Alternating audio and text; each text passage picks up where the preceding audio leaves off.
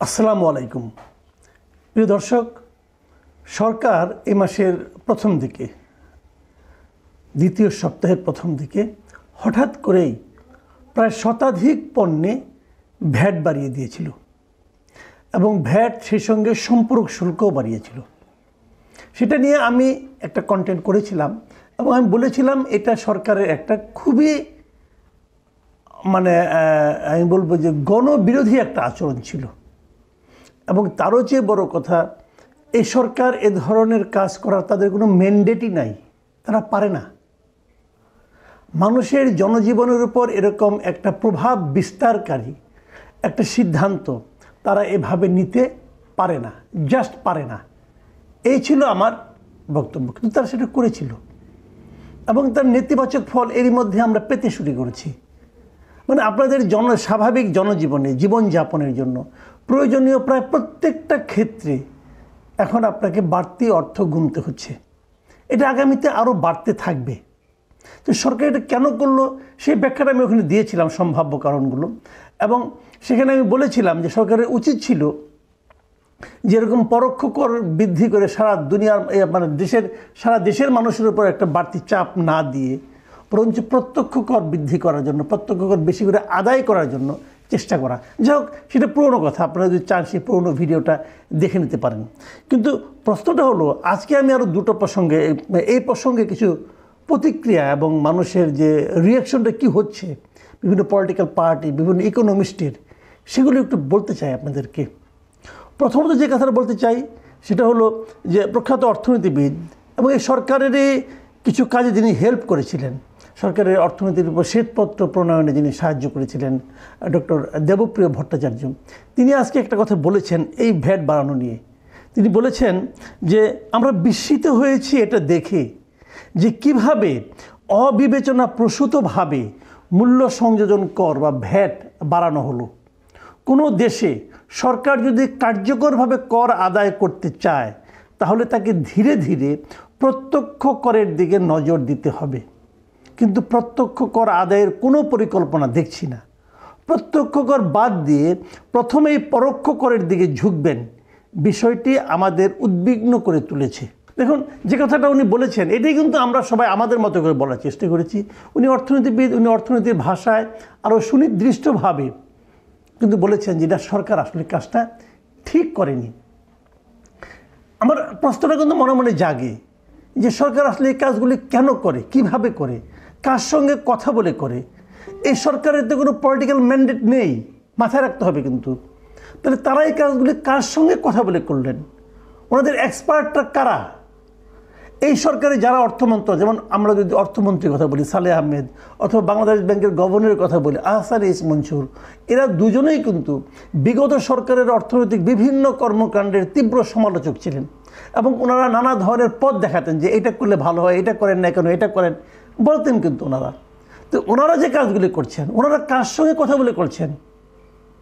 দেখুন, আজকে বিএনপির একটা কথা বলি, বিএনপি আজকে নিয়ে একটা প্রেস ব্রিফিং করেছে এবং সেই প্রেস কনফারেন্সে বিএনপি কিন্তু একই কথা বলেছে। বিএনপি বলেছে যে ভ্যাট ও শুল্ক বাড়িয়ে নয়, বরং সরকারকে খরচ কমিয়ে বিকল্প উপায়ে রাজস্ব বাড়িয়ে বর্তমান বাজেট ঘাটতি সমাধান করতে হবে।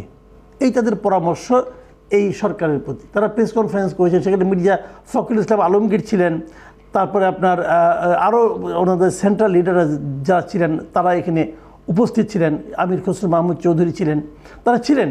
এবং তারা কিন্তু এবং সেই সঙ্গে কেবল সমালোচনাই না, তারা একই সঙ্গে এই তাদের দলের পক্ষ থেকে প্রায় 15টি পরামর্শ দিয়েছেন যে আপনারা এইভাবে ভ্যাট না বাড়িয়ে আরও কীভাবে কাজটা করতে পারেন।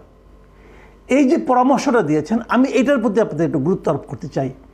ওনারা কী পরামর্শ দিয়েছেন সেটা না, বাট পরামর্শ যে দিয়েছেন, একটা পলিটিক্যাল পার্টির কাজ কিন্তু এটাই।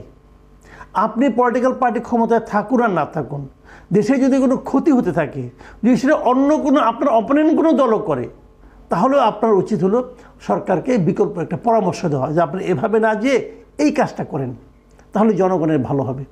আর এখানে তো কোনো পলিটিক্যাল পার্টিও ক্ষমতায় নাই, একটা অন্তর্বর্তীকালীন সরকার আছে, একটা অরাজনৈতিক সরকার আছে, তো সেই সরকারকে পরামর্শ দেওয়ার যে প্রবণতা এবং যে উদ্যোগ বিএনপি দেখিয়েছে, আমি এটাকে সমর্থন করি। আমি মনে করি অন্যান্য পলিটিক্যাল পার্টিরও বিকল্প উদ্যোগের দিকে নজর দেওয়া, মানে পরামর্শ দেওয়ার দিকে নজর দেওয়া উচিত।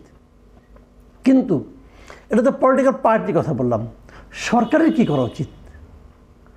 সরকার কি পারতো না, যখন তারা দেখলো যে তাদের রাজস্ব আয় কমে গেছে, প্রায় 42,000 কোটি টাকা তারা রাজস্ব আয় কম করেছে অর্থ বছরের প্রথমার্ধে, পারেনি তারা। কেন পারেনি? এটা তাদের ব্যর্থতা, এবং সেটা নিয়ে আরও বিস্তর আলোচনা করা যায় না পারার কারণগুলি নিয়ে, সেগুলো নিয়ে আমি আপাতত বলছি না। কিন্তু আমি বলতে চাচ্ছি, এই সংকটে যখন তারা পড়লো এবং তারা শুরুতে বলেছিল তারা টাকা ছাপাবে না, তারা কিন্তু টাকাও ছাপিয়েছে। মানে জিনিসপত্রের দাম বাড়া ছাড়া কোনো উপায় নেই এখন, আর জিনিসপত্রের দাম বাড়বেই। তো যখন এই অবস্থা তারা চলে এসেছে, তখন তাদেরকে উচিত ছিল না এই সংকট থেকে বাঁচার জন্য পলিটিক্যাল পার্টিগুলির সঙ্গে আলোচনা করা? ওদের ডাকতে পারতো, বলতে পারতো যে আমরা এই সংকটে পড়েছি, আপনারা বুদ্ধি দেন আমাদের, আমরা কি করতে পারি। তাহলে তারা যে সিদ্ধান্তটাই নিত সকলকে মিলেমিশে নিত। তারা পলিটিক্যাল পার্টির সঙ্গে আলোচনা করে, ডাকে কী আলাপ করে, যে সেই প্রোক্লেমেশন অফ রেভলিউশন দেওয়া যায় কিভাবে। আরে ভাই, এই দেশের জন্য এই মুহূর্তের সমস্যা কি সেই প্রোক্লেমেশন অফ রেভলিউশন, যেটা কতগুলি পোলাপান দাবি করেছে ওইটা? নাকি দেশের মানুষের থাকা, খাওয়া, পড়া, মানুষের প্রত্যেকের জীবন যাপনের যে কষ্টকর অবস্থা, সেটার সমাধান করা? মানে কোনটা ফরজ কোনটা নফল এই সরকার সেটাও বুঝতে পারে না। এর চেয়ে দুঃখ আর কি হতে পারে? ফরজ রেখে নফল নিয়ে টানাটানি, খুবই আনফর্চুনেট। মানুষের যে কী দুরবস্থা, এটা যদি আপনি না বুঝতে চান তাহলে তো ভাই হবে না। আপনারা পারতেন প্রত্যেকটা ইস্যুতে, প্রত্যেকটা জটিল ইস্যুতে, প্রত্যেকটা গুরুত্বপূর্ণ ইস্যুতে, অথবা যে ইস্যু নিয়ে বিতর্ক তৈরি হতে পারে সেই ইস্যুতে পলিটিক্যাল পার্টিগুলিকে আহ্বান করতে পারতেন, করে বলতে পারতেন যে আমরা এই সংকটে পড়েছি, আপনারা আমাদেরকে পরামর্শ দেন আমরা কি করতে পারি। তাহলে কি হতো? আপনারা অন্তর্বর্তীকালীন সরকারই থাকতেন, কিন্তু দেশের সমস্ত পলিটিক্যাল পার্টিগুলোর পরামর্শ নিয়ে আপনারা চলতেন।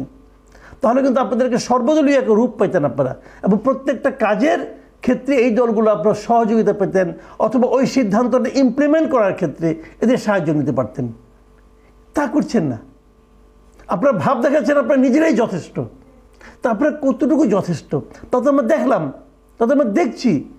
মানুষের জীবনকে আপনারা দুর্বিষহ করে তুলেছেন, জিনিসপত্রের দাম বেড়ে যাচ্ছে, আপনারা কোনো একটা কাজ ভালোভাবে করতে পারেন নাই।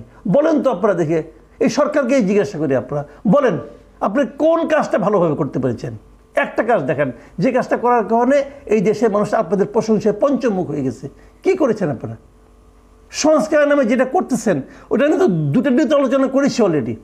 সংবিধান সংস্কার এবং নির্বাচন ব্যবস্থার সংস্কার আলোচনা করেছি, পুলিশ ব্যবস্থার সংস্কার নিয়ে যা যতটুকু পড়াশোনা করেছি, আমার তো মাথায় খারাপ হয়ে গেছে। এগুলি কী করছে এরা? তারপরেও আমি আপনাদের এই আলোচনাটা শেষ করি। শেষ করার আগে আমি একটা অভিমত আপনাদের শুনতে চাই। আজকে প্রথম আলোতে একটা লেখা ছাপা হয়েছে, এটা লিখেছেন প্রথম আলোর হেড অফ অনলাইন জনাব শওকত হোসেন। ওনার পুরো নাম শওকত হোসেন মাসুম।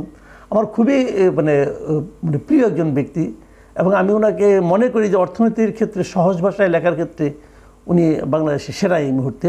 উনি একটা চমৎকার কথা বলেছেন, কিন্তু উনি বলেছেন, আমি ওনার লেখাটা পড়েই শোনাই, যে সাবেক স্বৈরাচারী সরকারের বিরুদ্ধে বড় অভিযোগ ছিল অর্থনীতির চরম অব্যবস্থাপনা এবং খেয়াল খুশি মতো অর্থনীতি পরিচালনা করা। অর্থনীতিবিদ ও বিশেষজ্ঞদের সঙ্গে আলোচনা বা পরামর্শের কোনো কাঠামোই ছিল না।